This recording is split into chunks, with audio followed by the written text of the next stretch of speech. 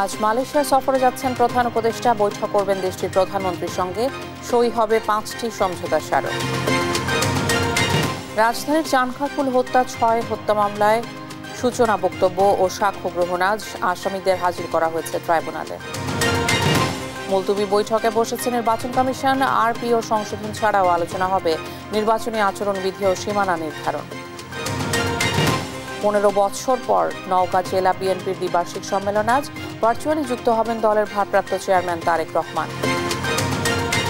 গাজায় ইসরায়েলি হামলায় আল জাজিরার 5 সাংবাদিক নিহত। এর মধ্যে আনাস আল শরীফ নিয়মিত প্রতিবেদন করছিলেন। দেখছিলেন শিরোনাম সংবাদ। দুপুরের সঙ্গে আছি আমি ইশিকা আজিজ। 3 দিনের সফরে প্রধান উপদেষ্টা ডক্টর মোহাম্মদ ইউনূস আজ মালয়েশিয়া যাচ্ছেন। দেশটির প্রধানমন্ত্রী আনোয়ার ইব্রাহিমের আমন্ত্রণে দুপুরে ঢাকা ছাড়বেন তিনি। সফরে দুদেশের শীর্ষ পর্যায়ের বৈঠকে 5টি সমঝোতা স্মারক ও 3টি এক্সচেঞ্জ অফ নোট সই হবে। অগ্রাধিকার পাবে অভিবাসন ও বিনিয়োগ খাত। এর মাধ্যমে মালয়েশিয়ার সঙ্গে বাংলাদেশের সম্পর্ক আরও গভীর হবে আশা করছে দুপক্ষ। প্রবাসী শ্রমিক নিয়োগে মালয়েশিয়া বাংলাদেশের জন্য গুরুত্বপূর্ণ। অভিবাসন, বিনিয়োগ এবং গভীর সমুদ্রে মাছ ধরায় সহযোগিতায় এসব বিষয়ে আলোচনায় অগ্রাধিকার পাবে। আগামীকাল পুত্রজায়ায় মালয়েশিয়ার প্রধানমন্ত্রীর কার্যালয়ে দুদেশের সরকার প্রধানের একান্ত বৈঠক হবে।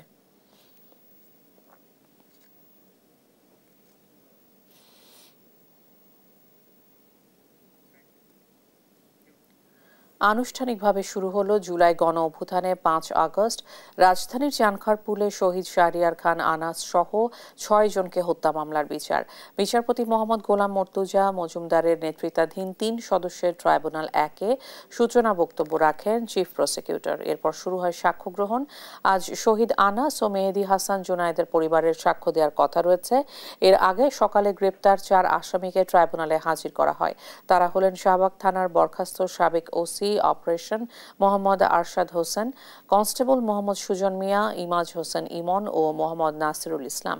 আর পলাতক 4 আসামি হলেন ডিএমপির বরখাস্ত সাবেক কমিশনার হাবিবুর রহমান, যুগ্ম কমিশনার সুদীপ কুমার চক্রবর্তী, রমনা জোনের সাবেক অতিরিক্ত উপকমিশনার শাহ আলম মোহাম্মদ আখতারুল ইসলাম ও রমনা জোনের সাবেক সহকারী কমিশনার মোহাম্মদ ইমরুল।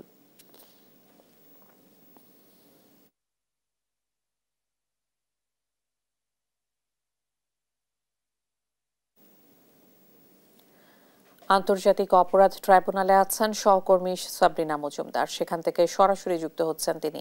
সাবরিনা, রাজধানীর চানখারপুল হত্যা মামলার সূচনা বক্তব্য ও সাক্ষ্য গ্রহণ সম্পর্কে কি তথ্য রয়েছে জানাবেন?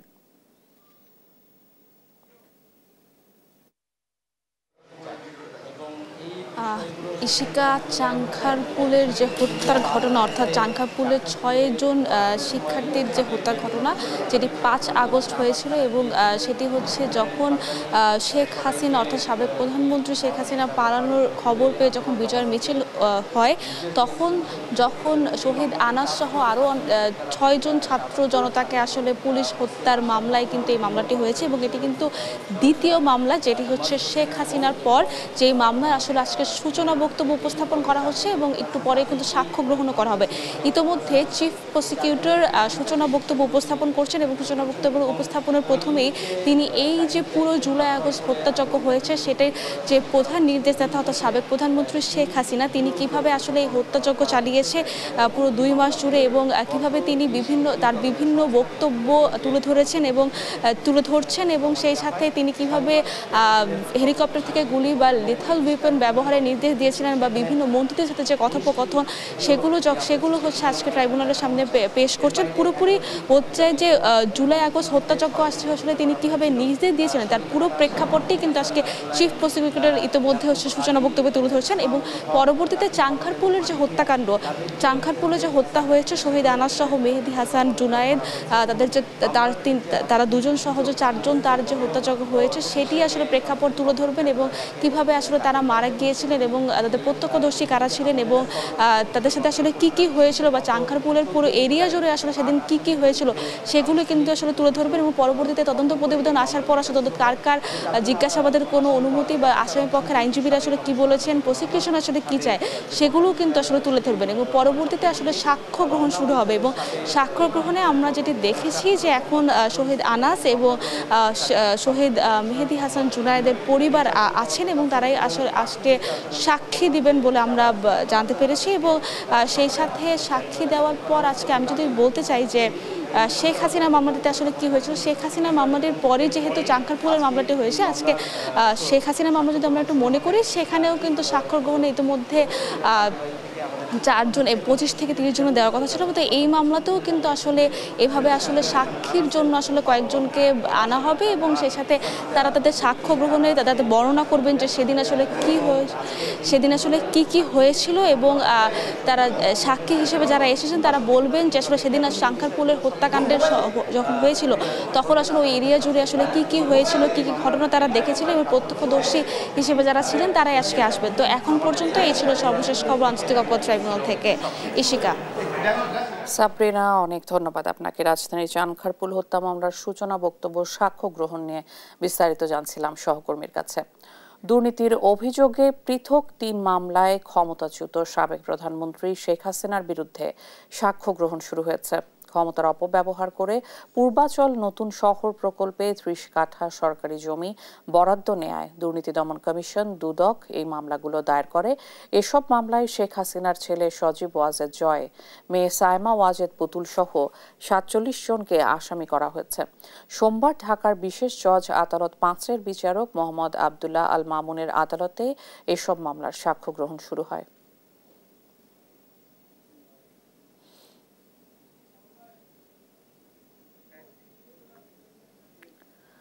ঢাকার পল্লবীতে পুলিশ হেফাজতে থাকা অবস্থায় গাড়ি চালক ইশতিয়াক হোসেন জনির মৃত্যুর ঘটনায় বিচারিক আদালতের দেয়া রায়ের বিরুদ্ধে হাইকোর্টের রায় কাল। এ মামলায় 5 আসামির মধ্যে 3 জনকে যাবজ্জীবন কারাদণ্ড এবং 2 জনকে 7 বছর কারাদণ্ড দেওয়ার রায়ের বিরুদ্ধে আপিল করা হয়েছিল। 2014 সালের 8 ফেব্রুয়ারি পল্লবীর 11 নম্বর সেকশনের ইরানি ক্যাম্প এলাকায় মোহাম্মদ বিল্লালের গায়ে হলুদের অনুষ্ঠানে পুলিশের একজন সোর্স সুমনের সঙ্গে অশালীন আচরণ ও বাগবিতণ্ডা করে জনি ও তার ভাই ইমতিয়াজের। এরপর সুমনের ফোনে পুলিশ এসে জনি ও ইমতিয়াজকে ধরে নিয়ে যায় এবং থানায় নির্যাতন করে। নির্যাতনের পর জনির অবস্থা গুরুতর হলে তাকে ঢাকা মেডিকেল কলেজ হাসপাতালে নিয়ে যাওয়া হয়, সেখানে তিনি মারা যান।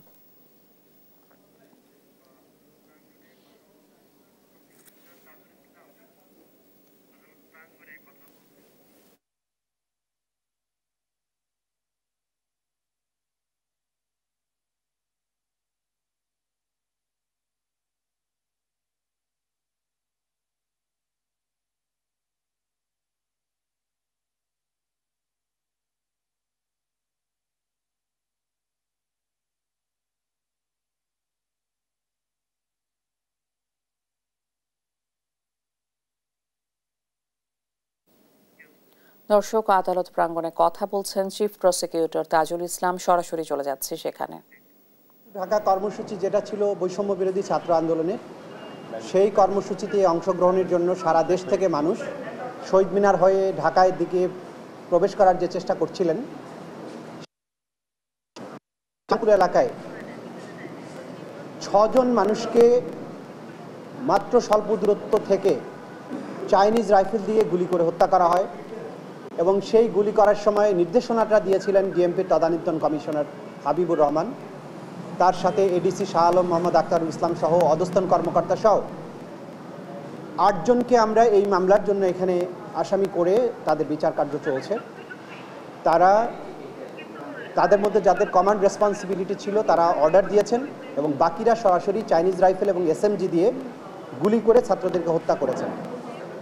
এই হত্যাকাণ্ডটা সংঘটিত হয়েছিল সারা দেশব্যাপী পরিচালিত যে ওয়াইড স্প্রেড এবং সিস্টেম্যাটিক আঘাত ছিল সাধারণ জনগণের উপরে, সেটার অংশ হিসাবে। এটা কোনো বিচ্ছিন্ন ঘটনা ছিল না এবং যারা আক্রমণকারী ছিলেন তারা প্রত্যেকেই জানতেন যে এই আঘাতটা সারা দেশব্যাপী যেভাবে পরিচালিত হচ্ছে তারাও সেভাবে পরিচালিত করেছেন এবং এটা ছিল নিরস্ত্র সাধারণ ছাত্রদের হত্যা করার চেষ্টা।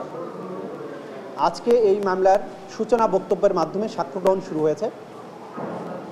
প্রত্যক্ষদর্শী সাক্ষী, শহীদ পরিবারের সদস্যরা, যারা মামলার ভিকটিম, যারা আহত হয়েছেন, যারা ঘটনাস্থলে প্রেজেন্ট ছিলেন, তারা সাক্ষী দিবেন। মামলার নানা রকমের ভিডিও এভিডেন্স, ভিডিও ফুটেজ, সেগুলোই মামলার অকাট্য দলিল প্রমাণ।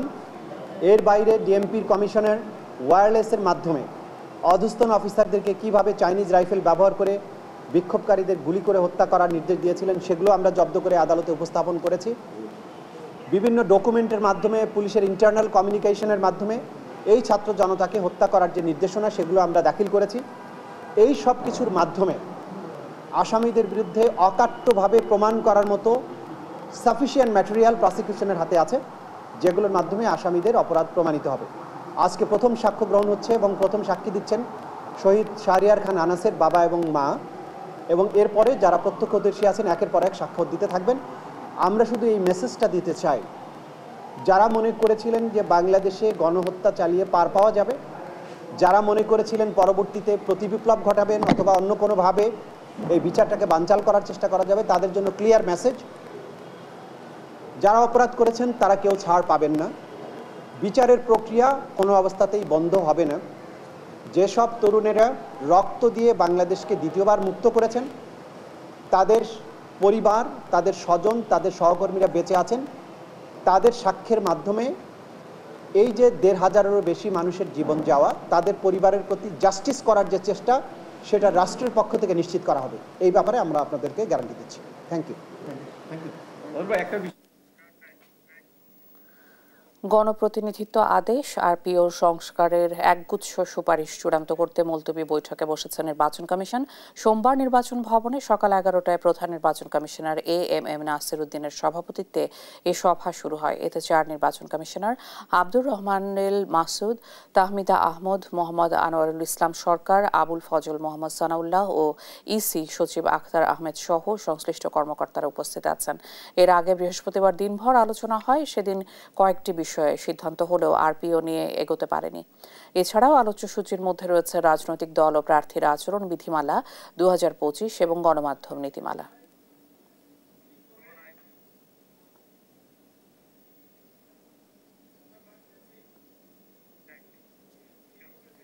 বৃহস্পতিবার মুলতবি হওয়া বৈঠকে বসেছে নির্বাচন কমিশন। সেখানে আছেন সহকর্মী শিউলি রায়, সরাসরি যুক্ত হচ্ছেন তিনি। শিউলি, আরপিও সংশোধনী ছাড়াও আর কি কি বিষয়ে আলোচনা হতে পারে?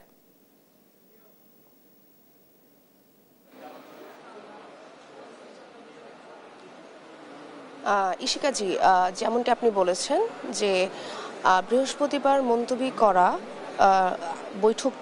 মুলতবি করা নবম সভাটি আজকে কিন্তু পুনরায় অনুষ্ঠিত হচ্ছে এবং ঠিক সকাল 11টায় কিন্তু এএমএম নাসির উদ্দিনের নেতৃত্বে 4 কমিশনের নেতৃত্বে কিন্তু আজকে এই বৈঠকটি অনুষ্ঠিত হচ্ছে। এছাড়াও আপনি যেটা বললেন যে আরপিও ছাড়া আর কি কি হচ্ছে কি আলোচনা হতে পারে বৈঠকে, মূলত কিন্তু দুটি বিষয় নিয়ে তারা হচ্ছে এই বৈঠকটি অনুষ্ঠিত হয়েছে। বৃহস্পতিবারে 2 দফায় কিন্তু বৈঠকটি অনুষ্ঠিত হয়েছে এবং সেই দিন বৃহস্পতিবার কিন্তু ইসি সানাউল্লাহ উনি কিন্তু বলেছেন যে রাজনৈতিক দল আচরণ বিধিমালা, নীতিমালা যেটাই, সেটি কিন্তু চূড়ান্ত করেছে নির্বাচন কমিশন এবং আরপিও সংশোধনের যে বিষয়টি ছিল সেটি কিন্তু আসলে চূড়ান্ত হয়নি। আজকে কিন্তু পুনরায় তারা এই আরপিও সংশোধনের বিষয়টি নিয়েই হচ্ছে গিয়ে তারা বৈঠকটি করছে। তো আসলে মূলত হচ্ছে জাতীয় ঐক্যমত্য কমিশনের পক্ষ থেকে এবং ইসির পক্ষ থেকে আসলে কিছু জিনিসে তারা হচ্ছে তারাও সম্মতি হচ্ছে প্রদান করেছে, যেরকম হচ্ছে না ভোটের ব্যাপারে তারা হচ্ছে সম্মতি হয়েছে। এছাড়াও না ভোটের সংখ্যা যদি বেড়ে যায় তাহলে কিন্তু আপনার পুনরায় হচ্ছে নির্বাচন করার একটা সম্ভাবনা রয়েছে। এছাড়াও তারা যে আলোচনাগুলি করেছেন যে প্রবাসী ভোটারদের ক্ষেত্রে প্রবাসীরা কিন্তু আসলে পোস্টাল ব্যালটের মাধ্যমে তারা এবার নির্বাচনে অংশগ্রহণ করতে পারবে এবং ভোট দিতে পারবে। এছাড়াও যে ব্যাপারগুলি রয়েছে আরপিও সংশোধনের যে ব্যাপারগুলি রয়েছে সেটির মধ্যে মূলত যেটি ভোটের দিন ছাড়াও নির্বাচনে যে কোনো পর্যায়ে বল প্রয়োগ বা চাপ সৃষ্টি বা কোনো হচ্ছে গিয়ে অপকর্মের প্রমাণ যদি পায়, সেহেতু হচ্ছে কেবল কেন্দ্র নয়, আপনার হচ্ছে পুরো নির্বাচনী এলাকায় ভোট কার্যক্রম বন্ধের ক্ষমতা সেটি হচ্ছে গিয়ে ইসির হাতে ফিরিয়ে দেওয়ার সুপারিশও কিন্তু রয়েছে। তো এই সব কিছু যে নীতিমালাগুলি, এই নীতিমালাগুলি আসলে হচ্ছে কার্যকর করার জন্য কিন্তু আজকে এই বৈঠকটি অনুষ্ঠিত হচ্ছে আরপিও সংশোধনের। তো আরপিও সংশোধন ছাড়াও তারা হয়তো সীমানা নির্ধারণ নিয়েও বৈঠক করতে পারে, যেহেতু গতকালকে সীমানা নির্ধারণের যেসব পক্ষে বিপক্ষে হচ্ছে কি আবেদন করার লাস্ট ডেট ছিল। তো সেহেতু এই পর্যন্ত কিন্তু ৮২টি আবেদন হচ্ছে গিয়ে নির্বাচন কমিশনে পড়েছে, পক্ষে এবং বিপক্ষে হচ্ছে আবেদন করার। তো এই ছিল আমার কাছে সর্বশেষ তথ্য নির্বাচন কমিশন ভবন থেকে। ইশিকা। শিউলি, অনেক ধন্যবাদ আপনাকে। নির্বাচন কমিশন থেকে সর্বশেষ তথ্য জানছিলাম সহকর্মীর কাছে। দীর্ঘ ১৫ বছর পর নওগাঁ জেলা বিএনপির সম্মেলন অনুষ্ঠিত হচ্ছে। সোমবার দুপুর ১টার দিকে শহরের কনভেনশন সেন্টারে সম্মেলনের উদ্বোধন করবেন বিএনপি চেয়ারপারসনের উপদেষ্টা আব্দুস সালাম। জেলা বিএনপির ভারপ্রাপ্ত আহ্বায়ক রেজাউল ইসলাম রেজুর সভাপতিত্বে অনুষ্ঠানে ভার্চুয়ালি দুপুর ২টোর পর প্রধান অতিথির বক্তব্য রাখবেন দলের ভারপ্রাপ্ত চেয়ারম্যান তারেক রহমান। প্রধান অতিথির বক্তব্যের পর কাউন্সিলরদের গোপন ভোটে জেলা বিএনপির শীর্ষ নেতারা নির্বাচিত হবেন। ১৫ বছর পর বিএনপির সম্মেলন ঘিরে পুরো শহর সেজেছে নেতৃত্বে আসা নেতাদের ছবি, ব্যানার, ফেস্টুন আর বিলবোর্ডে। এই সম্মেলন ঘিরে ১৭ বছর হামলা, মামলা, নির্যাতন ও কারাবরণে জর্জরিত নেতাকর্মীরা ফিরে পেয়েছেন প্রাণচাঞ্চল্য।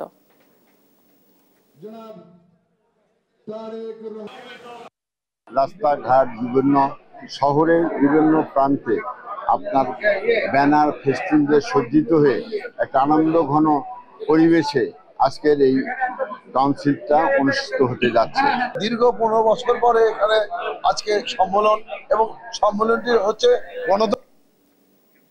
নওগাঁয় দীর্ঘ ১ যুগ পর অনুষ্ঠিত হচ্ছে জেলা বিএনপির সম্মেলন। এতে নেতাকর্মীদের মাঝে বিরাজ করছে উৎসবমুখর পরিবেশ। এ নিয়ে আরও জানাতে যুক্ত হচ্ছেন সহকর্মী কামাল হোসেন। কামাল, দীর্ঘ বিরতির পর এই সম্মেলন ঘিরে স্থানীয় বিএনপির প্রস্তুতি কেমন দেখছেন, আর নেতাকর্মীদের মাঝে উচ্ছ্বাস কেমন দেখছেন?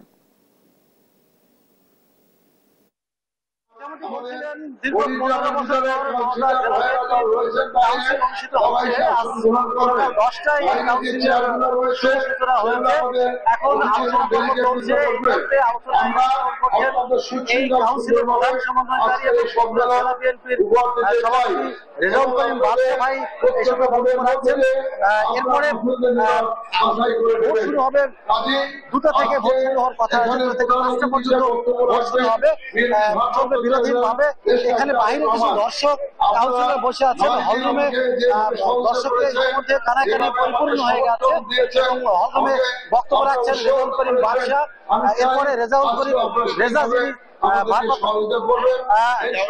আহ্বায়ক হিসেবে যিনি আছেন, আমি এই মুহূর্তে সরাসরি কথা বলবো নওগাঁ জেলা বিএনপির ভারপ্রাপ্ত আহ্বায়ক রেজাউল ইসলাম রেজার সাথে কথা বলবো। আজকের যে কাউন্সিলটা অনুষ্ঠিত হচ্ছে বেশ উৎসব মুখর পরিবেশে, প্রায় ১৪১৪ জন কাউন্সিলর এখানে অংশগ্রহণ করছে। সরাসরি প্রত্যক্ষ ভোটে তারা তাদের নেতা নির্বাচন করবে। এই বিষয়ে আপনার একটু অনুভূতি, কি প্রস্তুতি নিয়েছেন, কখন ফল ঘোষণা করবেন? ধন্যবাদ। আমরা আমাদের সকল প্রস্তুতি সম্পূর্ণ করেছি। আমরা পর্যায়ক্রমে প্রথমে আমাদের প্রথম অধিবেশনে আমাদের কাউন্সিলর এবং সাধারণ মানুষের উদ্দেশ্যে ভাষণ দিবেন আমাদের ভারপ্রাপ্ত চেয়ারম্যান জনাব তারেক রহমান এবং আমাদের দলের স্থায়ী কমিটির সদস্য জনাব মাহমুদ টুকু এবং আমাদের উদ্বোধন করবেন আব্দুস সালাম,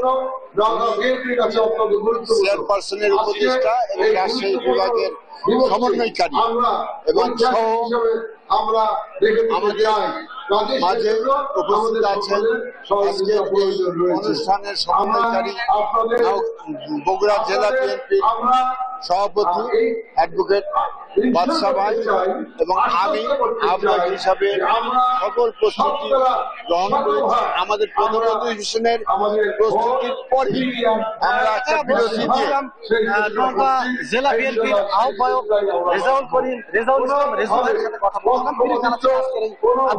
আমি জানি রাখি নওগাঁ এই বিএনপি কাউন্সিলে সভাপতি পদে 8 জন, সাধারণ সম্পাদক পদে 4 জন এবং সাংগঠনিক সম্পাদক পদে 8 জন নির্বাচিত করছে এবং 1414 জন কাউন্সিলর তাদের ভোটাধিকার প্রয়োগ করে আজকে নেতা নির্বাচন করছে। তো নওগাঁ বিএনপির কাউন্সিল থেকে মোটামুটি এমনটি ছিল সর্বশেষ ইশিকা। কামাল, অনেক ধন্যবাদ আপনাকে। নওগাঁয় দীর্ঘ 1 যুগ পর অনুষ্ঠিত হচ্ছে জেলা বিএনপির সম্মেলন। সর্বশেষ তথ্য জানছিলাম সহকর্মীর কাছে।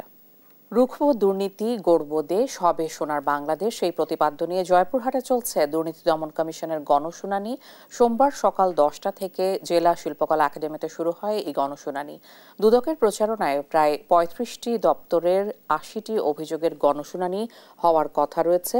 শুনানিতে হয়রানির শিকার বা সেবা বঞ্চিত জনসাধারণ তাদের অভিযোগগুলো তুলে ধরে প্রতিকার চাইছেন। এই সময় দুদক চেয়ারম্যান বলেন, দুর্নীতি বন্ধে সবাইকে সচেতন থাকতে হবে।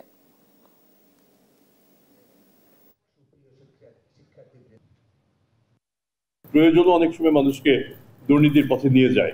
আমরা যদি সেগুলি একটু একটু করে সচেতন হই, আমরা বোধহয় বাংলাদেশকে একটু ভালো রকম কন্ট্রিবিউট করতে পারবো। সন্তানদের সম্মানে, তাদের ইজ্জত ঠিক রাখার জন্য, তারা যেন আমাদের সম্পর্কে ভুল না বোঝে, সেই জন্য আমাদের একটু, তাদের একটু কষ্ট হলেও আমাদের একটু ভালো থাকতে হবে। জয়পুরহাটের বিভিন্ন দুর্নীতি অনিয়মের অভিযোগ নিয়ে জেলা শিল্পকলা একাডেমিতে চলছে দুর্নীতি দমন কমিশনের গণশুনানি। এ নিয়ে আরও জানাতে সরাসরি যুক্ত হচ্ছেন সহকর্মী রেজাউল করিম। রেজা, গণশুনানিতে কি ধরনের অভিযোগ উঠছে আর সংশ্লিষ্ট কর্তৃপক্ষ এ বিষয়ে কি বলছেন? ধন্যবাদ ইশিকা। আমি এখন দাঁড়িয়ে আছি জয়পুরহাটের শিল্পকলা একাডেমিতে। আপনি জানেন যে এটা আমাদের দুর্নীতি দমন কমিশন নওগাঁ এবং জয়পুরহাটের যে অফিস আছে, নওগাঁতে অফিস, এই নওগাঁ অফিসের তত্ত্বাবধানে জয়পুরহাটের সপ্তাহব্যাপী বিভিন্ন এলাকায় নানা রকম বুথ করে এবং মাইকিং করে এবং বিভিন্ন রকম লিফলেট, পোস্টার, ব্যানার এগুলো করে কিন্তু এখানে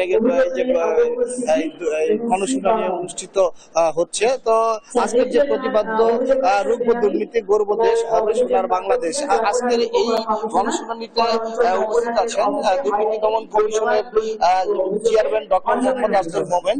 এছাড়াও উপস্থিত আছেন দুর্নীতি দমন কমিশনের মহাপরিচালক আক্তার হোসেন, রাজশাহী বিভাগের পরিচালক ফজলুল হক, ছাড়াও নওগাঁ, আমাদের যে এই জয়পুরহাট এবং নওগাঁ মিলে যে আমাদের দুর্নীতি দমন কমিশনের যে অফিস, এই অফিসের কর্মকর্তা এবং বিভিন্ন স্টেক হোল্ডারের যে প্রধানরা আছেন তারা কিন্তু এখানে উপস্থিত আছেন।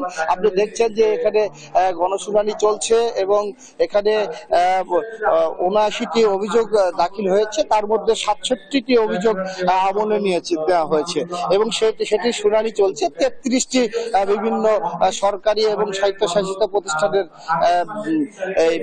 বিরুদ্ধে আর কি।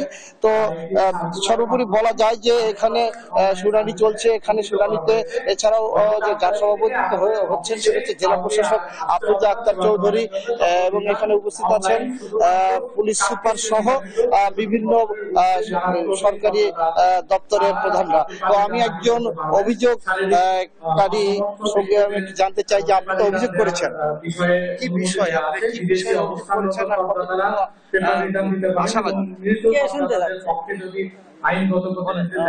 আমার জমিতে মানে সেখানে জমি গাড়ে আমি দেখতে যাই অল্প বেলার দিকে আর কি, আসলে নামাজের পর দেখতে যাই। সেখানে আর কি 4 জন আমরা গেছি, কিন্তু পেছন থেকে আসে আমাকেই মারছে এবং হত্যার জন্য মারছে।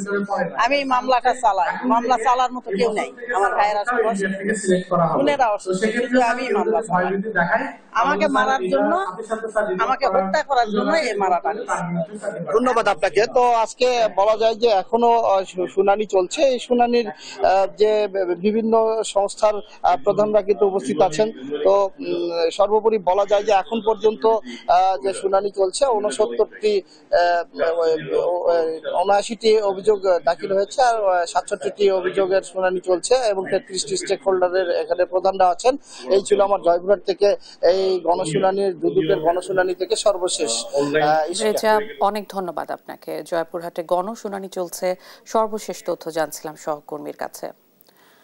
পদ্মা নদীতে পানি বৃদ্ধি ও তীব্র স্রোতে মানিকগঞ্জের পাটুরিয়া লঞ্চঘাটের জেটি ও পন্টুন ভেঙে গেছে। এতে ভোগান্তিতে পড়েছেন দক্ষিণ পশ্চিমাঞ্চলের 21 জেলার মানুষ। জেটি দ্রুত মেরামতের দাবি জানিয়েছেন এই পথে চলাচলকারীরা। আর নদীতে তীব্র স্রোত থাকায় ঠিকমতো মেরামত করা যাচ্ছে না বলছে BIWTA। আব্দুল আলিমের পাঠানো তথ্য ও চিত্রে ডেস্ক রিপোর্ট। পদ্মায় পানি বৃদ্ধি পাওয়ার সঙ্গে সঙ্গে তীব্র স্রোতে ভেঙে গেছে মানিকগঞ্জের পাটুরিয়া প্রান্তের লঞ্চঘাটের জেটি ও পন্টুন। পরে লঞ্চঘাটটি 2 নং ফেরিঘাটে সরিয়ে নেওয়া হলে সেখানেও ভেঙে পড়ে। এখন 1 কিলোমিটার দূরে অস্থায়ী ঘাটে কাঠের পাটাতনের উপর দিয়ে ঝুঁকি নিয়ে লঞ্চে ওঠানামা করছে যাত্রীরা। এখানে কোনো পরিবেশ নেই দাঁড়ানোর মতো, লঞ্চে ওঠার মতো এরকম পরিবেশ নাই। সিঁড়ি দিয়ে কয়টা যাত্রী উঠানো যায়, রিস্ক হয়ে যায়। আমাদের উঠতে ধরেন যে সমস্যা হচ্ছে, এলে মানুষ কখন পড়ে যাবে যে কোনো সময়। পড়ে যাওয়ার ভয় আছে, মরে যাওয়ারও ভয় আছে, অ্যাক্সিডেন্ট করার, দুর্ঘটনা ঘটার ভয় আছে। দ্রুত ঘাট মেরামতের দাবি জানিয়েছেন লঞ্চ মালিকরা। বাধ্য হয়ে আমরা এখন বড়ইতলা, আমাদের যে আগে পুরাতন একটা ঘাট ছিল সেই ঘাটে আমরা আসি। এখানে জানেন এখানে পল্টন নাই, স্পাটের কারণে পল্টন বসাইতে পারতেছে না। বেশ কয়েকদিন যাবতীয় পানির যে গতিবিধি দেখছি আমরা, তাতে ভেঙে যাওয়ার কথা। আমরা BIWTA যারা ঘাটে আমাদের সাথে থাকেন তাদের আমরা বলছি, তারা এটা আমলে নেয়। তারপরে দেখা গেল যে ঘাটটা ভেঙে গেছে। লঞ্চ চলাচল স্বাভাবিক রাখতে দ্রুত পদক্ষেপ নেওয়ার কথা বলেছেন BIWTA। তবে স্রোত বেশি থাকায় ঘাট মেরামতে বিঘ্ন ঘটছে। ভাঙন এই মুহূর্তে তো রোধ করা যাচ্ছে না, কিন্তু আমরা পন্টনগুলা শিফটিং করে লঞ্চঘাটটা যথাযথভাবে চালানোর চেষ্টা করতেছি। দেশের দক্ষিণ পশ্চিমাঞ্চলের 21 জেলার মানুষের যোগাযোগের অন্যতম পথ পাটুরিয়া দৌলতদিয়া নৌ রুট। অঙ্কন চৌধুরী, নিউজ ডেস্ক, দেশ টিভি। এক যুগেরও বেশি সময় ধরে হচ্ছে না নরসিংদীর রায়পুরা উপজেলার চাঁদপুর ইউনিয়ন পরিষদের নির্বাচন। ফলে ভোটাধিকার থেকে বঞ্চিত হচ্ছেন ইউনিয়নের 20,000 ভোটার। ভোট না হওয়ায় নতুন জনপ্রতিনিধি নির্বাচিত করতে পারছেন না তারা। এতে চরম ভোগান্তিতে সাধারণ মানুষ। সহকর্মী বিনা আক্তারের তথ্য ও ছবিতে জানাচ্ছেন শায়লা খান। 2011 সালে শেষবার ইউনিয়ন পরিষদ নির্বাচনে ভোট দিতে পেরেছিলেন রায়পুরা উপজেলার চাঁদপুর ইউনিয়ন পরিষদের মানুষেরা। দীর্ঘদিন ভোট না হওয়ায় ইউপি চেয়ারম্যান মোমেন সরকার একক আধিপত্য গড়ে তুলেছেন সেখানে।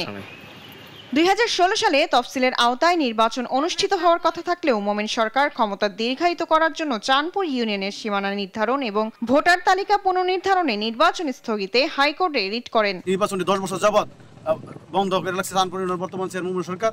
আমরা তার অবশ্য চাচ্ছি ভোটের যে অধিকারটুকু সে হয়রান করছে কেসের মাধ্যমে। দীর্ঘদিন দায়িত্বে থাকা জনপ্রতিনিধিরা এলাকায় উন্নয়ন নয় বরং নিজেদের পকেট ভারী করতেই ব্যস্ত বলে অভিযোগ করেন স্থানীয়রা। যত অবৈধ কাজ আছে সব হেরা করে, গাঁজা মদ ইয়াবা সব হেরার বাড়ির ভিতরে বিক্রি করে। প্রত্যেকটা রাস্তাঘাটের টাকা পয়সা ওনার কাছে আসে, কিন্তু ওনা নিজে বহন করে খাইয়া লাইতেছে, জনগণের কোনো কিছু দিতেছে না। ওনাকে বিতাড়িত করতে হইব। এই এলাকার ভিতরে আপনাদের মাধ্যমে আমরা নতুন একটা নির্বাচন চাই। সীমানা জটিলতা থাকলে নির্বাচন হয় না বলে জানান ইউপি চেয়ারম্যান। স্থানীয় সরকার সচিব নরসিংদী ডিসি মহোদয় রায়পুরা উপজেলা সুযোগ্য উপজেলা নির্বাহী অফিসার মহোদয় বরাবর আবেদন করে আসতেছি যে দ্রুত এই সীমানা জটিলতা নিষ্পত্তি করে দ্রুত চাঁদপুর ইউনিয়নে নির্বাচন দেওয়ার জন্য সকল বিষয় আলোচনা করে কাগজপত্র দেখে ব্যবস্থা নেওয়া হবে বলে জানান রায়পুরা উপজেলা নির্বাহী কর্মকর্তা। বিভিন্ন প্রকল্পের অনিয়ম সম্পর্কে আমরা অভিযোগ পাচ্ছি, তো এসব সার্বিক যে বিষয়গুলো আছে এগুলো আমরা একটা তদন্ত করে তদন্ত প্রতিবেদন রেডি করে আমরা প্রয়োজনে জেলা প্রশাসক স্যারকে অবহিত করব। নির্বাচন কমিশনের পরবর্তী নির্দেশনা পেলে নির্বাচন আয়োজন করা যাবে বলে জানান রায়পুর উপজেলা নির্বাচন কর্মকর্তা। এই মামলা সংক্রান্ত কোনো রিট হয়েছে হাইকোর্টে, সেই রিটের প্রেক্ষিতে এই নির্বাচনটা এখনো স্থগিত আছে এবং এটা এখনো স্থগিত অবস্থায় আছে। আমরা পরবর্তী কোনো আদেশ বা এখনো আর কিছু পাইনি, আমরা পাইলে তখন দেখা যাবে আমরা কি করব। মোমেন সরকারকে অপসারণ করে দ্রুত নির্বাচনের ব্যবস্থা নেবে প্রশাসন, এমনটাই প্রত্যাশা জনগণের। শায়লা খান, নিউজ ডেস্ক, দেশ টিভি।